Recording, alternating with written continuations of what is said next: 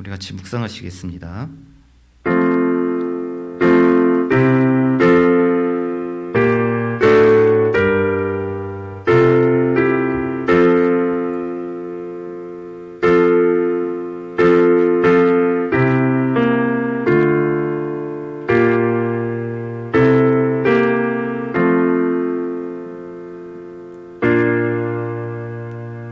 너희는 마음에 근심하지 말라. 하나님을 믿으니 또 나를 믿으라. 내 아버지 집에 거할 곳이 많도다. 그렇지 않으면 너희에게 일렀으리라. 내가 너희를 위하여 거처를 예비하러 가노니 가서 너희를 위하여 거처를 예비하면 내가 다시 와서 너희를 내게로 영접하여 나 있는 곳에 너희도 있게 하리라. 아멘. 우리를 위해서 반기도록 기도하시고 우리를 위해서 친히 고난을 받으신 주님을 기억하며 오늘 종려 주일로 또 고난 주일로 주님 앞에 예배를 드립니다. 오늘 예배를 통해서 우리들의 마음이 깨어있게 하여 주시고 제자들의 발을 씻으시며 참된 사랑의 분을 보여주신 주님의 그 고귀한 사랑을 깨달을 수 있는 그런 귀한 시간 되게 하여 주시옵소서. 오늘 우리가 서로 다른 곳에서 각자의 삶의 터전에서 예배를 드리지만 성령께서 우리 각자의 마음 가운데 임하여 주셔서 한 마음 한 뜻이 되어져서 하나님을 예배드릴 수 있는 그런 귀한 시간 되시도록 은혜를 베풀어 주시고 또 가족이 함께 모여서 예배드릴 때 가족 안에 더욱더 사랑할 수 있는 마음들을 허락하여 주시며 또 떨어져 있는 우리 모든 공동체가 함께 서로를 더욱더 사랑하며 섬기는 신앙이 회복될 수 있는 그런 귀한 시간 되시도록 은혜를 베풀어 주시옵소서. 예수님의 이름으로 기원하옵나이다. 아멘. 전능하사 천지를 만드신 하나님 아버지를 내가 믿사오며 그 외아들 우리 주 예수 그리스도를 믿사오니 이는 성령으로 잉태하사 동정녀 마리아에게 나시고 본디오 빌라도에게 고난을 받으사 십자가에 못 박혀 죽으시고 장사한 지 사흘 만에 죽은 자 가운데서 다시 살아나시며 하늘에 오르사 전능하신 하나님 편에 앉아 계시다가 저희로서 산 자와 죽은 자를 심판하러 오시리라. 성령을 믿사오며 거룩한 공예와 성도가 서로 터는 것과 죄를 사해 주시는 것과 몸이 다시 사는 것과 영원히 사는 것을 믿사옵나이다. 아멘. 우리 찬송가 144장입니다. 찬송가 144장.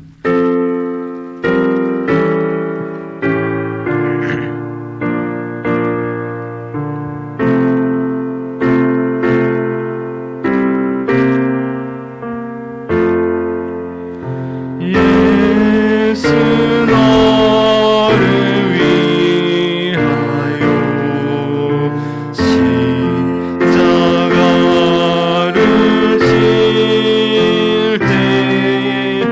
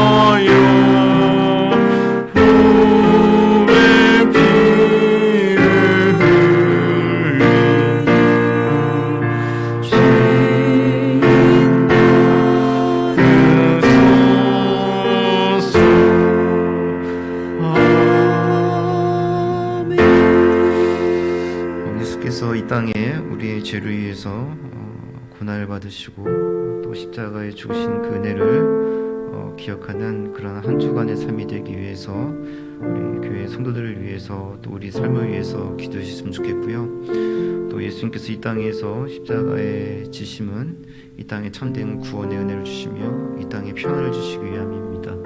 그러나 우리가 지금 코로나 바이러스로 인해서 많은 사람들이 고통을 당하고 있고 또 전 세계 많은 사람들이 또 희생당하고 있는 그런 이제 비참한 현실에 놓여져 있는데 하나님께 속히 은혜를 주시고 하나님께 속히 긍휼을 베풀어 주셔서 이 모든 사태가 빨리 사라지도록 그래서 우리가 기쁨으로 또 감사함으로 예배를 드릴 수 있는 그런 하나님의 그 예배의 감격을 누릴 수 있는 그런 삶이 회복되어질 수 있도록 우리 같이 주 앞에 기도하며 나가도록 하겠습니다.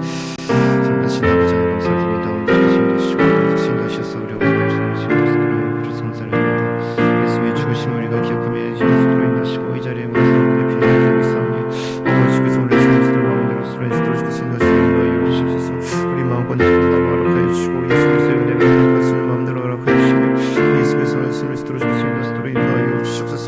아버지 하나님의 한 주간 삶을 살아가지도 예수님과 십자가의 의미를 생각하며 살아갈 수 있는 저희들 삶 되도록 인도하여 주시고 아버지 그 주의 고난 속에서 주의 예수께서 십자가의 고난을 살아갈 수 있는 아버지 하나님으로 인도하여 주시옵소서. 하나님 우리나라와 또 여러 전 세계가 지금 여러 가지 코로나 바이러스에서 두려워하고 있고 모든 삶에게 힘들음을 당하고 있는 비참한 현실 가운데 놓여 있습니다.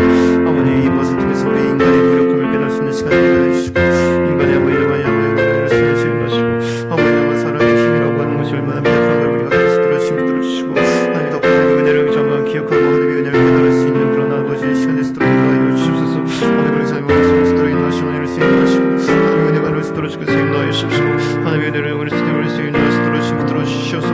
아버지 말씀으로 시우심으로 살을 쓰도록 인도하여 주시옵소서. 하나님의 신뢰하시고 속히 하나님을 신뢰하시고 아버지 하나님의 구원의 소식과 구원의 은혜와 구원의 기쁨이 아버지와 연을 인도하여 주시옵소서. 하나님의 소리와 기쁨으로 하나님 앞에 나와서 예배를 드리고 우리가 함께 모여 삶을 찬양하고 하나님 정말 하나님의 이름을 드릴 수 있는 그런 시간 되시도록 아버지 우리의 그런 예배의 감격이 회복되어 주시도록 아버지 하나님의 은혜를 인도하시고 이 땅의 가운데 평화를 인도하시옵시고 아버지 우리 지금으로 시우시도록 인도하시도록 날마다 오신 역사를 시도록 시간 들으시게 인도하시옵시고 아버지 우리 심으로 서로 인도하여 주시옵소서. 주의 우리 서로 인도하시며 아버지 하나님 우리 서로 인도하여 주시옵소서.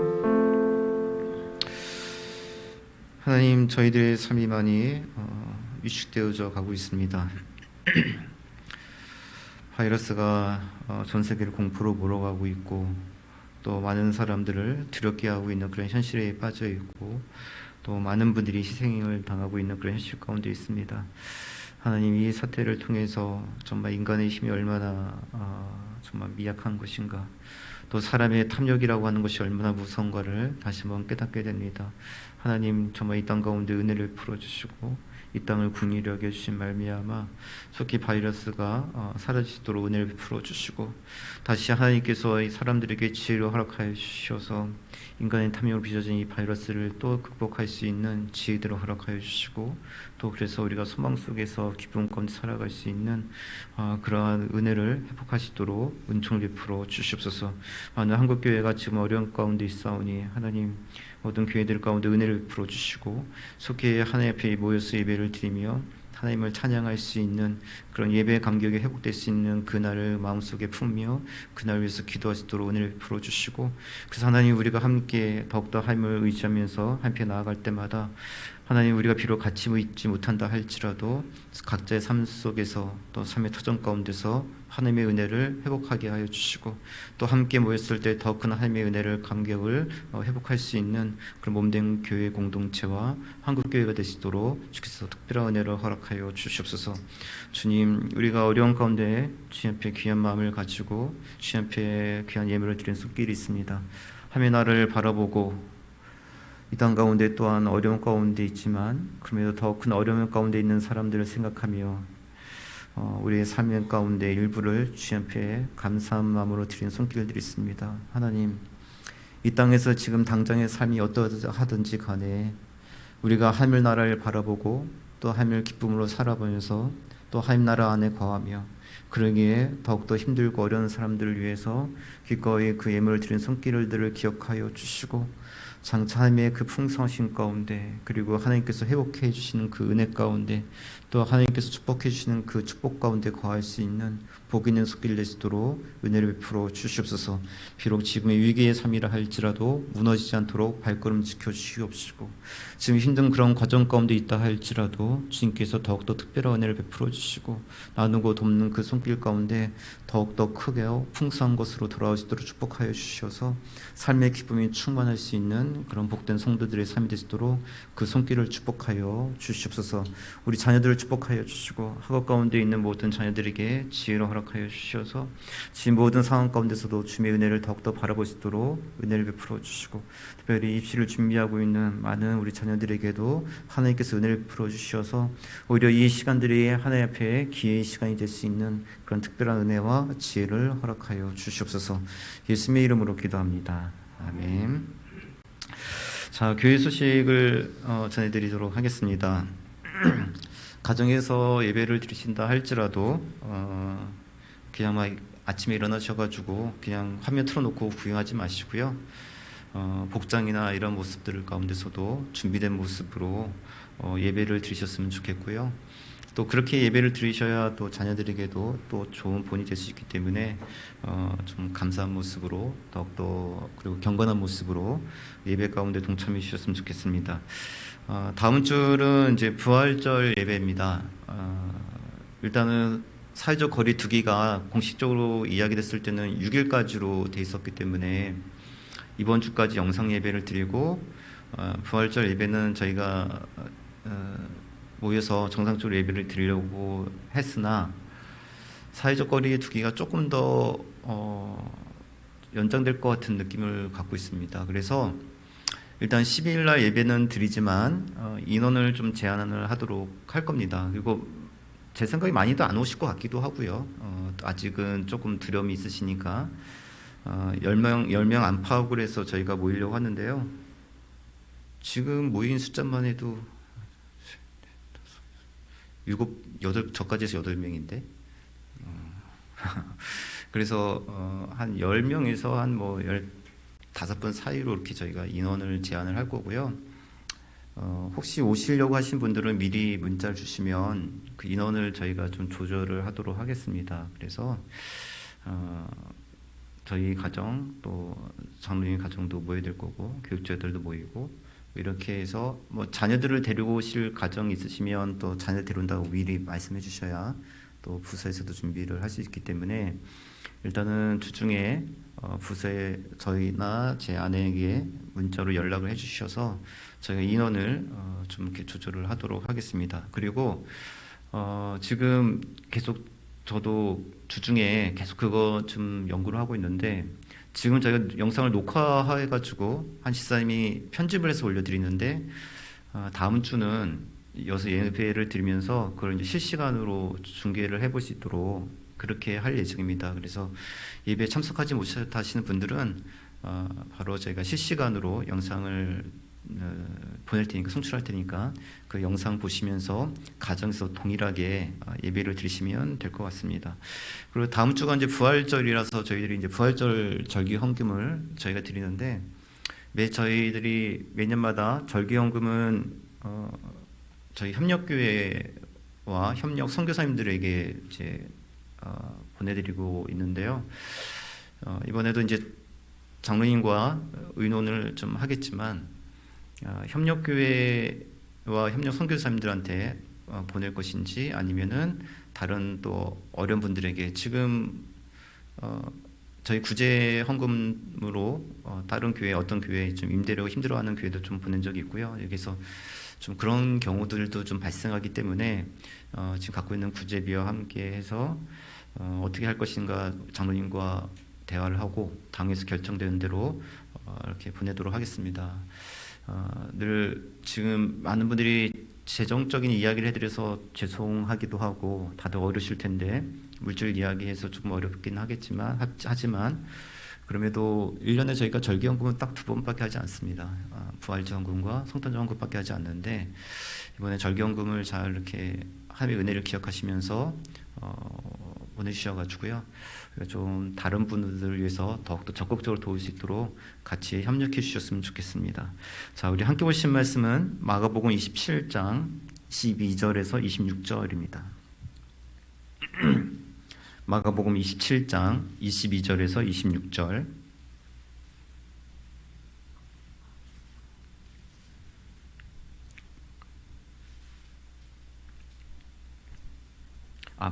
마태복음입니다. 마태복음 죄송합니다. 마태복음 27장 22절에서 26절.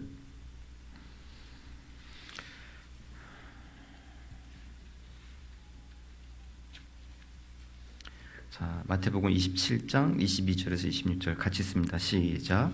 빌라도가 이르되 그러면 그리스도라 하는 예수를 내가 어떻게 하랴. 그들이 다 이르되 십자가에 못 박혀야 하겠나이다. 빌라도가 이르되 어찌 미냐. 무슨 악한 일을 하였느냐. 그들이 더욱 소리질러 이르되 십자가에 못 박혀야 하겠나이다 하는지라.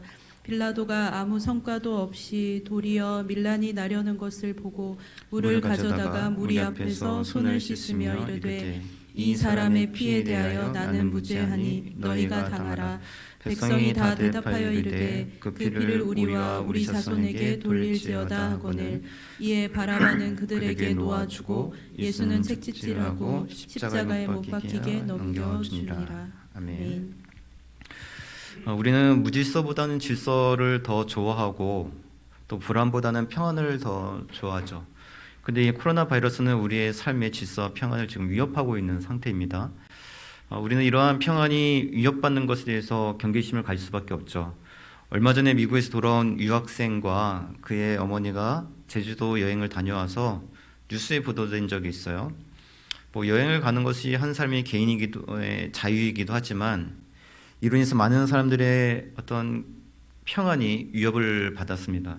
그래서 많은 상점들이 휴업을 해야 되고 사람들의 일상의 질서가 깨어지게 되었죠. 그리고 어떤 외국인은 자가 격리 기간에 마스크를 쓰지 않고 대중교통 여러 상가들을 방문했어요. 어떤 방송국 PD도 미국에서 돌아와가지고 시내 의정부 쪽을 활보하고 다녔다고 이런 이야기들을 뉴스 보도를 보게 됐습니다. 자, 이들이 어디를 다니든지 자유겠지만 많은 사람들의 공분을 사게 되었습니다. 그 이유는 이들로 인해서 삶의 질서가 깨어지고 사회의 평안이 위협을 받게 되었기 때문인 거죠. 그리고 우리는 우리의 이런 삶들에서 평안이 위협받는 것을 두려워할 수밖에 없는 것이 인간이 갖고 있는 기본적인 본성일 겁니다. 그래서 우리는 우리의 평안을 지키기 위해서 정부가 코로나 사태에 대해서 빠르게 현명하게 대처하기를 원하고 있고 또 우리의 평안을 위협하는 그 모든 요소들이 속히 제거되어지기를 바라고 있는 그런 마음을 갖고 있습니다. 그래서 빨리 치료제하고 백신이 개발되어지기를 바라고 있죠. 하지만 이러한 평화의 질서에 대한 욕구가 계속 강하고 또 평화를 위해서 질서를 유지하는 그런 모든 행동들이 세상을 즐겁게 하고 세상을 이롭게 하는 것이 분명하지만 그럼에도 불구하고 평안을 유지하고 질서를 지키고자 하는 그 모든 노력들 가운데서는 옳지 않은 그런 행동들이 나타날 때가 종종 있습니다. 대표적인 경우가 뭐냐면 바로 예수님이죠. 자, 오늘 본문에서는 빌라도가 예수님을 십자가형에 처하는 그런 장면이 나타나고 있는 것을 볼 수가 있거든요. 십자가 형벌이라고 하는 것은 세상의 질서와 평안을 위협하는 흉악범에서 내리는 형벌이에요. 그러니까 세상을 두렵게 하고 세상의 질서가 나타나는 세상의 질서를 위협하는 것이 있으면 그 위협 요소를 제거하고자 하는 사람들은 그런 본성을 갖고 있고요. 당시에 그러한 세상을 두렵게 하고 세상의 질서를 깨트리는 그런 위협의 요소를 제거하는 방법이 뭐였냐면 바로 십자가 형틀입니다. 십자가 형틀.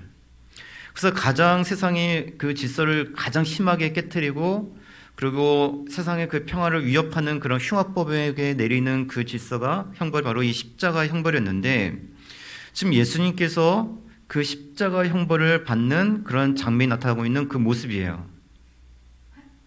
그러면 빌라도는 예수님에게 십자가 형을 이제 언도를 했는데 정말 예수님이 죄인이라고 생각해서 이 사람이 정말 사회에 위협이 되는 존재라고 생각을 해서 흉악범이라고 해서 이 사람에게 무슨 형벌을 내린 것일까?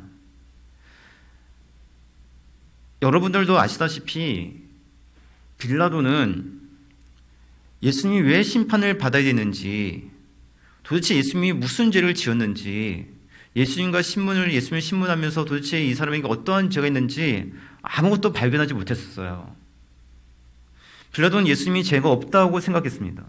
그리고 그의 부인 역시 빌라도에게 예수님에게 십자가형을 선고하지 말라고 얘기했거든요.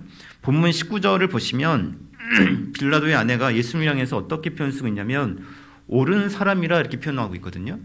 그러니까 흉악범이 아니라 옳은 사람, 정의로운 사람, 잘못이 없는 사람, 그렇게 얘기했단 말이에요. 그러니까 빌라도의 아내는 예수님이 죄가 없는 사람이라고 믿고 있었고요. 그 빌라도 역시 예수님은 죄가 없다고 여겼어요. 그래서 23절에서 보시면 빌라도가 도대체 예수가 어떤 악한 일을 했냐, 예수님의 죄가 무엇인가, 나는 그 죄를 도대체 찾지 못하겠다라고 이야기하는 부분이 나타나고 있거든요. 빌라도가 보기에 예수님은 흉악범이 아니에요. 결코 어떠한 죄를 짓지도 않았고 법정에 넘겨질 만한 죄가 전혀 없습니다. 그럼에도 불구하고 예수님에게 십자가형을 언도했던 그 이유는 그게 빌라도의 사명이고 역할이기 때문에 그래요. 빌라도는 유대 땅을 관리하도록 로마 황제로부터 임명받은 총독입니다. 총독은 높은 자리지만 당시에 그 유대 총독 자리가 그렇게 인기 있는 자리가 아니에요. 그러니까 유대의 지역이라고 하는 것은 아주 골치 아픈 지역이기 때문에 그래요. 그러니까 유대의 민족은 선민의식 있잖아요. 선민의식. 그런 선민의식을 가지고 있었고, 그러다 보니까 그 로마의 통치를 거부했어요. 또 하나님 믿는 백성이기 때문에 하나님을 왕으로 섬기는 그런 민족이었기 때문에 로마 황제를 왕으로 인정하지도 않았고, 그러다 보니까 세금도 잘 내려고 하지 않았어요.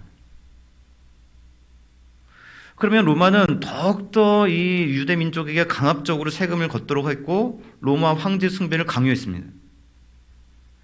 그럼 유대인들하고 로마의 그런 어떤 지배 세력하고 갈등이 일어나고, 그런 갈등으로 인해서 잦은 폭동이 일어났던 지역이 어디냐면 유대 지역이에요.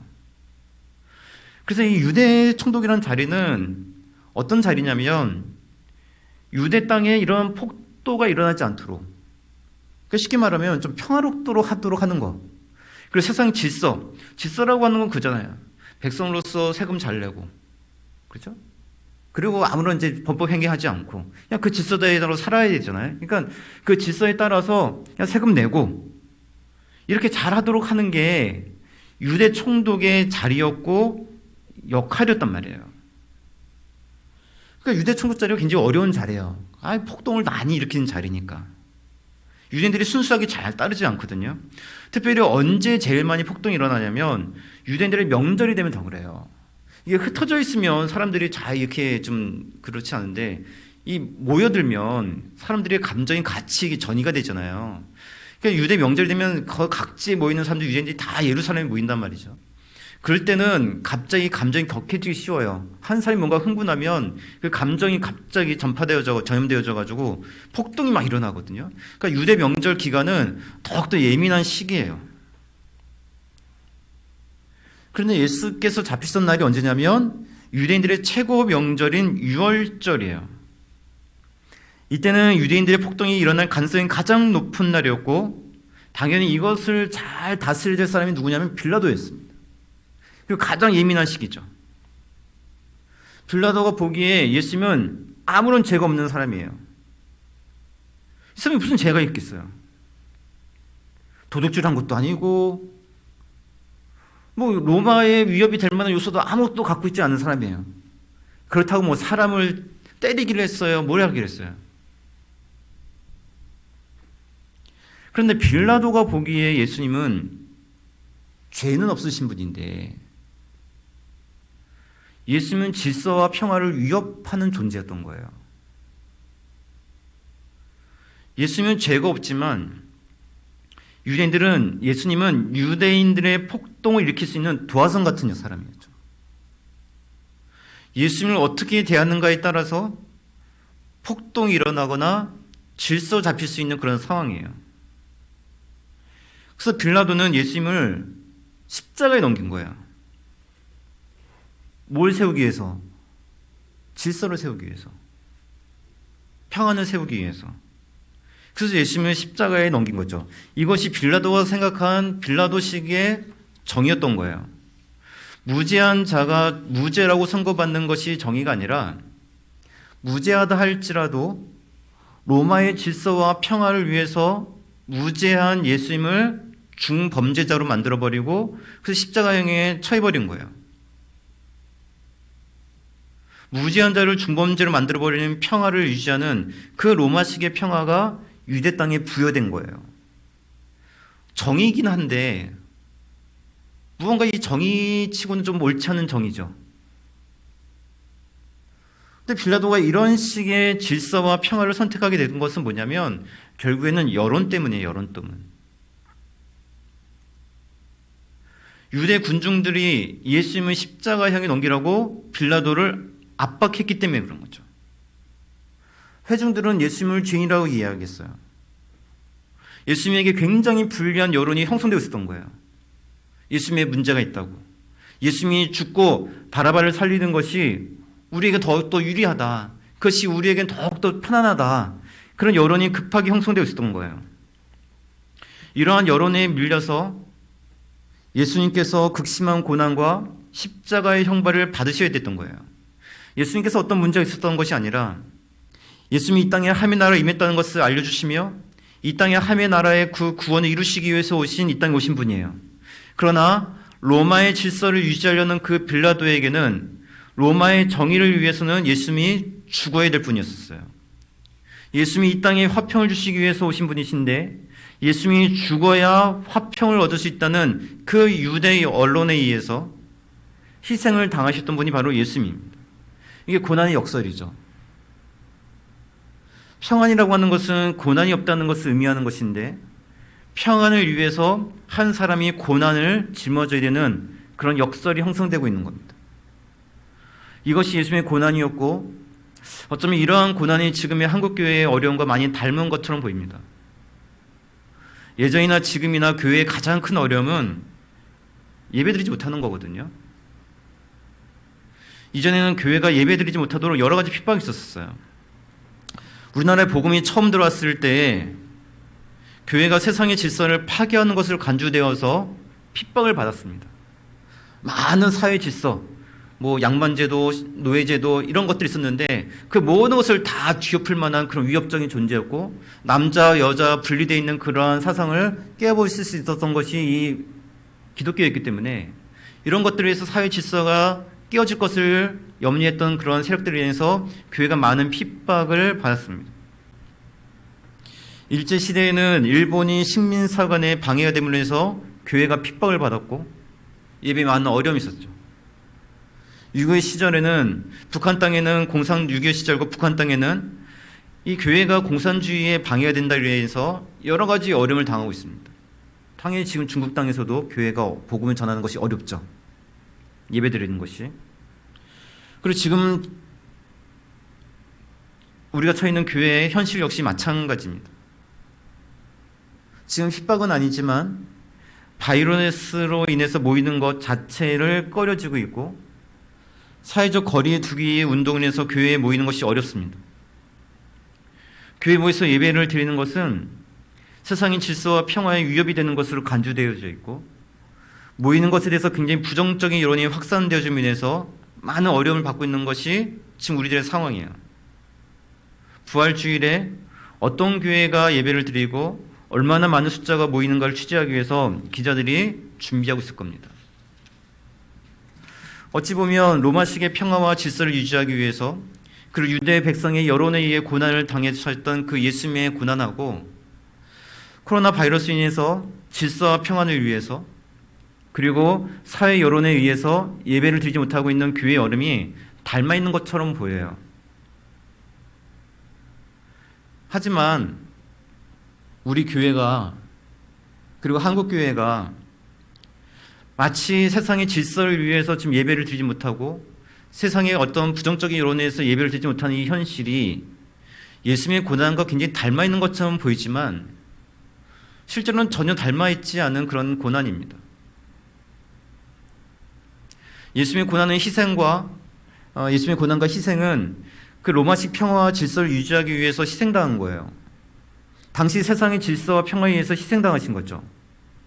그렇다면 교회도 세상의 질서와 평안으로 인해서 지금 희생을 당하고 있는 것일까? 전혀 그렇지가 않다는 거죠. 빌라도가 세상의 질서를 유지하기 위해서 예수님을 십자가형의 처형에 넘겼어요. 그리고 그렇게 넘기도록 압박을 가한 것은 누구냐면 유대 군중들입니다. 그러나 예수님을 십자가에 넘길 수 있도록 빌라도에게 넘긴 사람들은 유대 종교 지도자들이었고, 예수님을 죽여야 된다고 부정적인 여론을 형성했던 것은 누구였냐면 유대 종교 지도자들이었어요. 우리 마태복음 27장 20절 한번 같이 한번 읽어보실까요? 같이 읽습니다. 시작. 대제사장들과 장로들이 무리를 권하여 죽으자 하게 하였더니, 자, 여기서 보시면 이들이 예수님을 잡아서, 대제사장들과 장로들이 예수님을 잡아서 빌라도에게 넘겼고, 또 예수를 죽이고 바라바를 살려달라고 하라고 여론을 형성하고 있었다, 회중들을 선동하고 있었다라고 지금 이야기를 하고 있죠. 자, 그들은 왜 예수님을 빌라도에 넘기고 여론을 조장했을까요? 이들 역시 세상의 질서와 평화를 유지하기 위해서 예수님을 빌라도에게 넘겼을까요? 절대 그렇지 않죠. 유대 종교 지도자들이 예수님을 십자가에 넘긴 것은 세상의 질서와 세상의 화평을 위해서가 아니라 자신들의 권리와 권위를 보장받기 위해서 예수님을 십자가에 넘긴 거예요. 그들은 어떤 평화나 정의나 질서에는 아무런 관심이 없어요. 오직 자신들의 권리가 보장받기를 원했던 거죠. 백성들에게 무엇이 필요한지 관심이 없었고, 하나님께서 이 땅에 무엇을 원하시는지 아무런 관심이 없었어요. 예수께서 많은 사람들을 치료하고 계셨는데 정말 백성들에게 필요한 것은 그 치료의 능력 아니겠어요? 그런데 백성들에게 무엇이 필요한지 관심이 없어요. 이 땅이 무엇을 요구하고 있는지 아무런 관심이 없고, 하나님께서 이 땅에 무엇을 베풀길 원하시는지 이들은 아무것도 관심이 없어요. 하나님의 구원이 유대인들과 이방 세계에 전해지는 것에 대해서 관심이 없어요. 그들은 예수님을 희생해서라도 자신들의 권리가 보장받기를 원했어요. 이들로 인해서 예수님의 능력이 유대 땅을 넘어서 세상 가운데 전해지기는커녕 유대인들 역시 예수님을 죽여야 한다면서 유대인들을 부정적인 여론을 형성시켰던 것이 누구냐면 이 종교 지도자들이에요. 지금 교회가 어렵고 전도가 어려웠습니다. 정말 이 코로나 사태로 더 어려질 거예요. 세상의 질서에 의해서 교회가 희생당하고 있는 것처럼 보이고, 여론에 의해서 전도도 어려워지는 것 같이 보여지고, 많은 세상의 그 교회가 핍박당하는 것처럼 보여지고, 그래서 마치 우리가 예수님의 고난과 굉장히 비슷한 것처럼 보여지고 있지만, 사실 한국 교회는 예수님의 그 고난을 닮아가고 있는 것이 아니라 유대 지도자들을 닮아가고 있는 모습을 지금 보여주고 있는 거예요. 세상 사람들이 볼 때 교회는 질서를 위협하고 있는 그런 단체로 보이거든요. 자신들의 이익을 위해서 세상의 질서를 파괴하는 그런 집단으로 보이고 있는 거거든요. 저는 뉴스를 볼 시간이 생각보다 많아야 되는데 요즘에 그 많은 예배가 축소됐으니까 생각보다 그렇게 많지는 않아요. 설교가 줄어서 시간의 여유가 많은 게 아니라 오히려 교회에 여러 가지 지금 미뤘던 일들을 지금 하느라 우리 이제 시간이 조금 이제 부족합니다. 그래서 뉴스를 잘 보지 못했는데, 제가 이제 지난주에도 그런 이제 설교를 했었잖아요. 영성 예배를 드리는 교회도 있을 것이고 현장 예배를 드리는 교회도 있을 것이다 이렇게 말씀드렸지만, 제 머릿속에는 현장 예배를 드리는 교회는 굉장히 극소수라고 저는 생각을 했었어요. 서울의 몇 군데 대형 교회랑 뭐 텔레비 몇 군데 나오는 그런 교회랑 극소수의 아주 작은 교회만 현장 예배를 드린다고 생각을 했었거든요. 왜냐하면 저희도 작은 교회지만 저희도 지금 영상 예배를 드리고 있으니까 좋은 장비는 없지만 하여간 영상 예배를 녹화할 수 있는 장비를 지금 일단은 갖춰놨고, 그 영상을 편집해 주시는 그런 지사님이 계시고, 그래서 저희 교회 정도만 돼도 충분히 영상 예배를 드릴 수 있기 때문에 저희 교회보다 작거나 어려운 교회, 아주 일부 교회들을 제외하고는 거의 대부분 저는 영상 예배를 드리고 있을 것이라 생각했어요. 왜냐하면 저도 그냥 영상 예배를 드리고 있으니까. 근데 아내가 지난주에 저에게 카톡을 하나 보냈습니다. 카톡에 보면 현장 예배를 드리고 있는 교회가 얼마나 많은지 정말 많더라고요. 왜 이렇게 많은 교회가 현장 예배를 드리고 있는 것일까? 정말 하나님께 영광 돌리고 하나님을 사랑하고 이웃을 사랑하는 마음으로 복음이 이 땅 가운데 증거되어지고 전파되어지는 그런 마음을 가지고 현장에서 예배를 드리고 있는 것일까?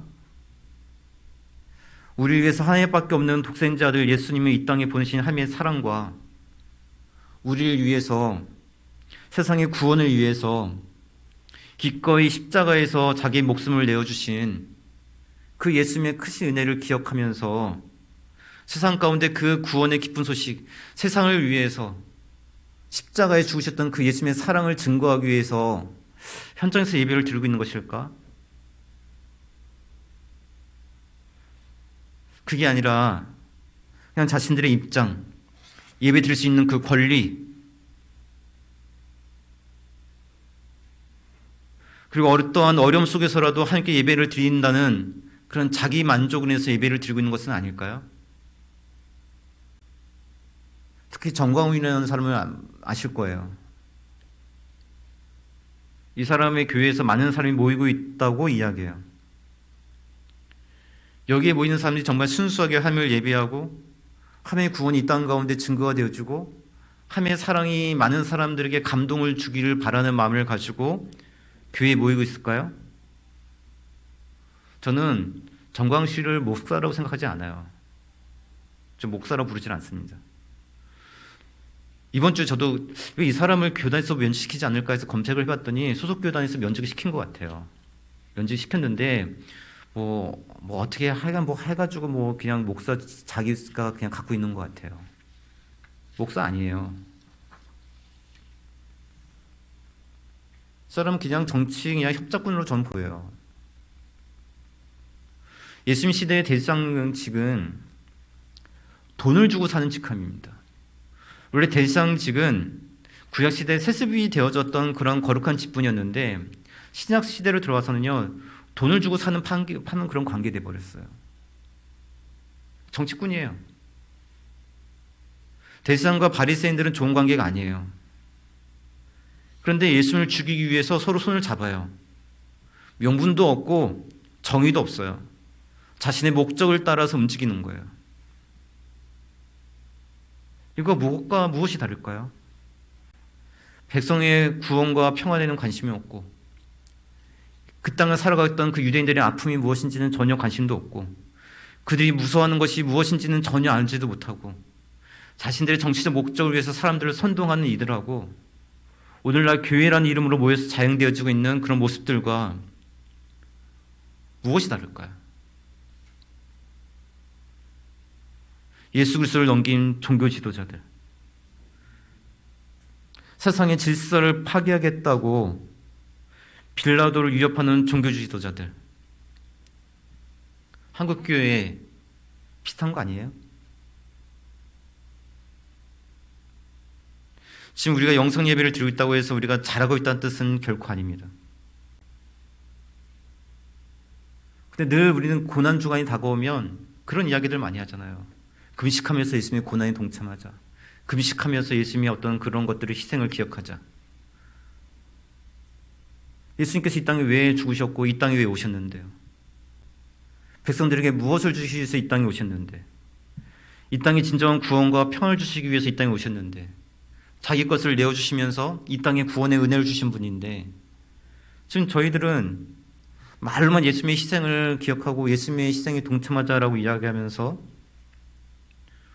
우리는 우리의 권리를 지키는데, 우리의 이익을 지켜나가는데 거기에 혈안이 되어 있는 집단일 수도 있고요.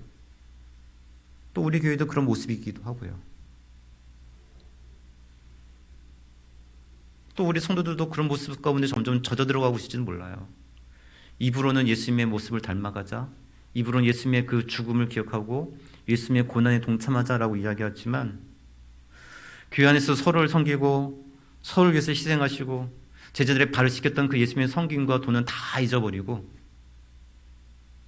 우리의 주변의 이웃이 어떻게 되든 성도 안에 누가 어떤 어려움을 처했든 마치 학계 시대에 자기 집을 채웠던 그러한 성도들의 모습이 좀 우리 교회 안에서도 이루어지고 있다면 우리는 예수님의 희생과 예수님의 고난과는 전혀 거리가 멀어지고 있고 자꾸만 우리는 유대 지도자를 닮아가고 있는, 내 집을 지키는 게 뭐가 어때서, 내 권리를 지키는 게 뭐가 어때서, 나 잘 되는 게 뭐가 어때서, 그러면서 우리 입술로는 예수님의 희생과 고난을 기억하자, 한 끼 한번 금식해보자, 한 끼 한번 금식해보자, 이것이 무슨 예수님의 죽으심에 우리가 그것을 동참하는 거겠어요? 교회는 점차 세상에 위협적인 존재가 되어져 가고 있습니다. 평화를 주시기 위해 오셨던 예수님을 닮아가는 것이 아니라 점차 위협을 주는 그런 대상들, 질서를 깨트리는 그런 집단이 되어져 가고 있습니다. 이런 세상 속에서 우리는 어떠한 삶을 살아가야 될지, 예수님께서 이 땅에 오셔서 많은 사람들을 위해서 죽으시고 희생하셨던 그 예수님을 기억하면서 우리는 과연 이번 한 주의 삶을 어떻게 살아야 될지, 제자들의 발을 씻기시면서 희생의 본을 보이셨던 그 예수님의 모습을 기억하면서 우리는 과연 교회 안에서 다른 성도들을 기억하면서 어떤 삶을 살아야 될지, 계속해서 우리는 학계 선지자와 같은 그 시대의 성도들처럼 자기 체입을 채우고 예수님 시대의 그 자기의 권리를 찾고 권리를 지키려 했던 그 유대 지도자의 모습을 닮아가고 있는 것은 아닌지, 이 모습 한 주간 동안 우리의 모습을 좀 생각해 보시면서 한 주간의 시간들 예수님의 그 고난들을 깊이 기억하시면서 예수님의 그 부활을 준비하실 수 있는 그런 귀한 삶들이 되시길 주님의 이름으로 부탁드리겠습니다. 우리가 찬양같이 부르시고 우리가 같이 기도하도록 하겠습니다. 457장입니다. 457장.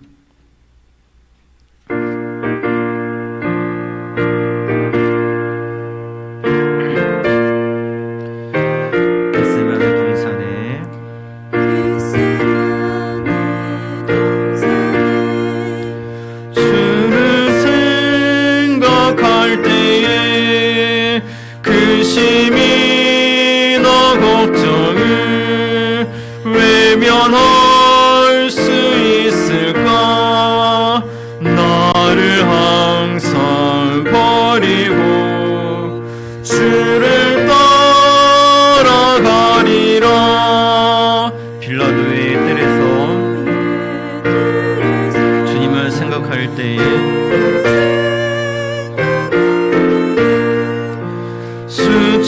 수치됨과 아픈 것 못 견딜 수 있을까?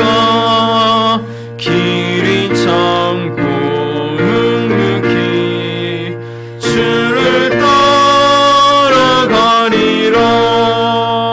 갈보리사 올라가 주를 생각할 때에 나의 받는 괴로움을 비교할 수 없으리. 십자가를 지고서 주를 따라가리라.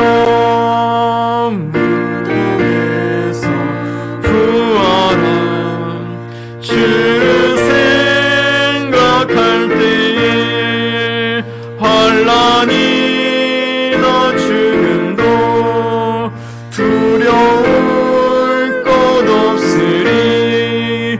승전가를 부르며 주를 따라가리라. 자, 이 시간은 잠시 같이 짧게 우리 합심으로 같이 기도하는 시간을 좀 가지셨으면 좋겠는데요.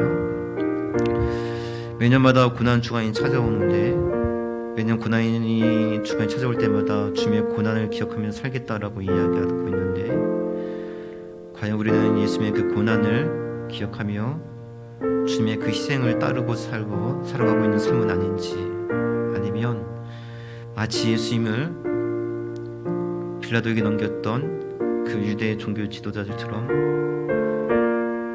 많은 사람들의 회중을 선동했던 그 종교 지도자들처럼 우리의 이익을 지키고 우리의 권리를 지키고 우리의 삶을 지키는데 급급해서 우리 다른 사람들의 희생과 다른 사람들의 아픔과 세상의 고통을 잊고 외면하고 살았던 우리들의 삶은 아닌지, 이번 한 주간 다시 한번 그 예수님의 은혜를 깨닫게 해주시고 예수님의 그 희생을 기억하면서 진정 부활주의를 지켜나갈 수 있는 우리 그런 삶이 되시도록 잠시 우리의 삶을 위해서 또 우리 가정을 위해서 교회를 위해서 잠시 기도한 시간 들어오겠습니다.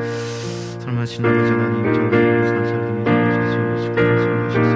아버지 더욱더 주님의 은혜를 기억하면서 하나님 정말 함께 금식하는 것이 우리의 목적도 되지 않도록 좀 붙들어 주시고, 하나님 특히 정말 주님 앞에 나가서 성들의 하나님 앞에 신앙의 평온이 되지 않도록 좀 붙들어 주시고, 정말 주님의 그 신앙과 죽으심이 어떤 것인가를 기억하며 살아갈 수 있도록 좀 붙들어 주십시오.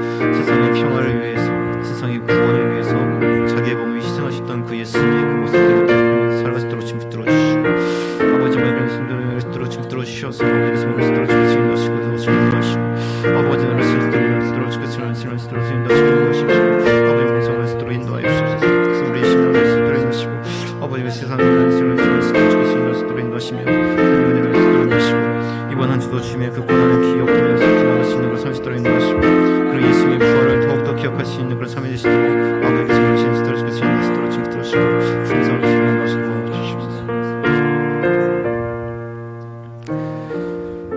주님, 예수님께서 세상의 질서를 유지하기 위해서 그 세상의 질서를 유지하려고 했던 그 기득권의 세력에 의해서 희생을 당하셨고, 또 수많은 신앙의 선배들이 세상의 기득권의 권리에 따라 또 세상에 자신의 그 기득권을 지키려는 그런 많은 사람들로 인해서 핍박을 받고, 그럼에도 불구하고 신앙을 지키며 우리에게 아름다운 믿음의 유선을 넘겨주었는데, 우리는 그 신앙의 유선을 아름답게 이어받는 것이 아니라 오히려 세상을 닮아가고 예수님의 십자가 넘겼던 그 종교 지도자들을 닮아가고 있는 모습이 저희들의 모습은 아닌가 생각을 하게 됩니다. 이 땅의 기득권을 지키기 위한, 또 이 세상의 질서를 지키기 위한 사람들로 인해서 희생당하는 것이 아니라 오히려 우리가 이제 우리의 권리를 지키기 위해서, 또 우리의 입장을 고수하기 위해서, 또 우리를 변호하기 위해서 세상에 위협을 가하고 세상에 불안을 조성하고 세상에 두려움을 주고 있는 그런 존재가 되어져 가고 있는 것은 아닌지 다시 한번 우리들의 모습을 생각하게 됩니다. 이번 한 주도 저희들이 예수님의 고난을 닮아간다고 그저 한 끼 금식하는 것으로 만족하지 않도록 우리에게 은혜를 풀어주시고, 예수님의 고난과 희생이 어떠한 것인가를 다시 한번 깊이 생각할 수 있는 그런 한 주간의 삶이 되시도록 우리에게 은혜를 베풀어 주시옵소서. 특별히 우리의 삶을 주님께서 붙들어 주시되, 지금 우리의 삶도 어렵고 힘들지만 그럼에도 불구하고 예수님께서 이 땅 가운데 구원을 주시기 위해서, 이 땅 가운데 하나님의 사랑을 보여주시기 위해서 희생을 하셨던 그 예수님의 모습을 기억하면서 다시 한번 우리도 이 땅에서 우리 이웃을 위해서, 또 우리 성도들을 위해서 우리가 어떠한 삶을 살아야 될 것인가 깊이 묵상할 수 있는 그런 한 주간의 삶이 되게 해주심으로 예수님의 진정한 그 고난에 동참해 나갈 수 있는 그런 복된 삶이 되도록 주님 붙들어 주시고, 주님의 그 고난을 묵상하고 주님의 그 고난에 동참하기에 날마다 그 심령 가운데 삶 가운데 부활의 소망과 부활의 능력이 함께할 수 있는 복 있는 삶이 되도록 우리 성도들의 가정을 축복하여 주시옵소서. 이제는 입술로만 예수님의 고난을 동참하며 한 끼 금식으로 예수님의 고난에 동참했다라고 만족하는 삶이 아니라 진정 이 땅 가운데서 세상의 평화를 위해서, 세상의 구원을 위해서, 또 세상에 하나님의 복음이 증거되어지기 위해서 기꺼이 희생당하셨던 그 예수님의 죽으심을 기억하며 이 땅 가운데 이번 한 주도 예수님의 그 고난 가운데 동참하며 예수님의 그 성김과 사랑의 본을 기꺼이 따르길 소망하는 우리 사랑 성도들의 그 머리 위에와 이 땅 가운데 예수 그리스도의 그 은혜를 기억하며 살아가기에 이 땅의 빛과 소금으로 살아가고 이 땅에 날마다 어려운 사람들을 돕고 구원해 줄 수 있을 만한 능력과 지혜가 충만해지기를 소망하는 우리 사랑하는 모든 자녀들의 그 머리 위에와 이 땅의 빛과 소금이 되어서 하나님의 복음의 축복의 통로가 되어지길 소망하는 몸된 가정과 몸된 교회 공동체 위에 특별히 진정 예수님의 고난에 동참하고 예수님의 그 희생을 닮아가길 소망하는 모든 한국교회 위에 이제부터 성삼일체하며 놀라신 은혜와 사랑과 평안이 영원토록 함께 있을지어다.